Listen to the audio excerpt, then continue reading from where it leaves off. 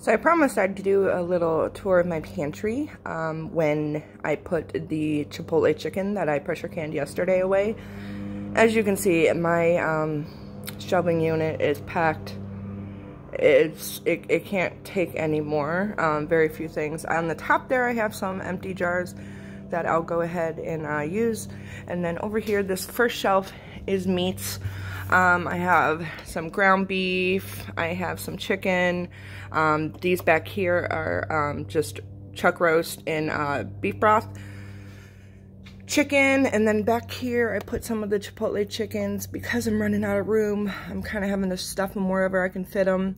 You'll see I have a couple here. I have some barbecue chicken back here. That looks delicious. This is pulled pork.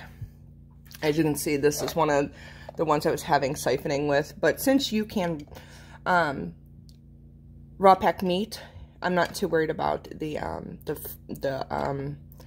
broth being low, because you can just pack it without any juice, so it'll be fine. Down here, I had to put a couple of the other Chipotle chickens, and I figured it kind of fit here because I have the Chipotle chicken soup, some Chipotle black beans back here. Then I got some more beans, Great Northern beans, pinto beans. Over here we have some more black beans, some kidney beans back there for like chili. Down here, we have some potatoes, and we have some carrots, and sweet potatoes. This is salsa that I just couldn't fit where I wanted them to, so they kind of had to slide in here. Down here, I have some peaches, and back there we have some apples, some cinnamon apples. Here is our family favorite sweet onion jam, ton of that. I just did that not too long ago. Here is some blackberry jam. This was a double batch of blackberry jam from the blackberries I picked from our property that I'm going to use today to pack in simple syrup. So you'll see that video. There's quite a lot of berries. This alone was like a gallon's worth of berries, and there's just still way more. Over here, we have some grape jelly, and then in the back there, we got some peach mango jelly. So we got some jellies there. The reason why I have these in these boxes is because we have a cat, and she's kind of a jerk, and she is kind of nosy. I don't want her knocking jars off the shelves because she's trying to figure out what's up here and why these are here. So I kept them in the boxes. I would probably be able to fit more without the boxes, but I don't want the stupid cat. Well, she's not stupid. I love her.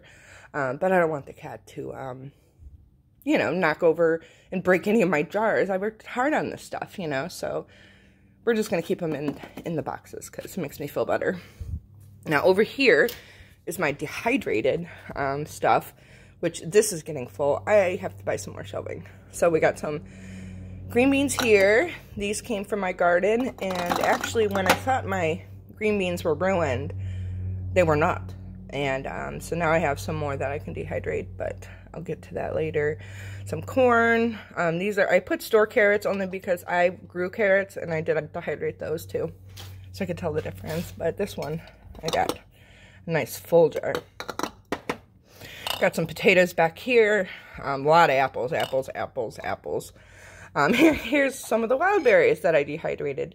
The reason why I didn't dehydrate more of these is because they take forever to dehydrate. It took over 24 hours. And I'm sorry, when you're running the dehydrator, it takes a lot of energy, and that's just way too much for a berry. So I just did enough to fill up 1 pint jar, and that's it. Little thing of strawberries. I had way more, but Emma decided she wanted to eat them, so that's all I could. I could only put them in there. Mandarin oranges. We have some bananas back there, and these are some yummy peaches. I had bought probably like 4 quarts from the farm market. They were delicious. And then I just have some beans that I vacuum sealed into these jars, and some couscous and some barley, just because there wasn't enough to put in a Mylar bag.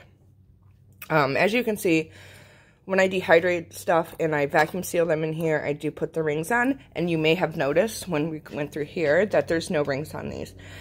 The reason why, I do not store them with the rings on is because if for some reason a jar loses a seal, the ring won't then give it a false seal, you know, seal it back up when it really should be thrown away. So this way, if any of these seals fail for any reason, I can just throw that, you know, the contents of that jar away, and I don't have to worry about anybody getting sick.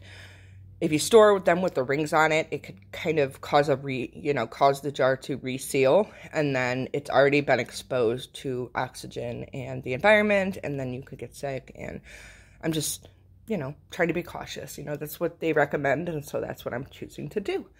So yeah, that is my canning and dehydrating pantry. I keep these covered with towels.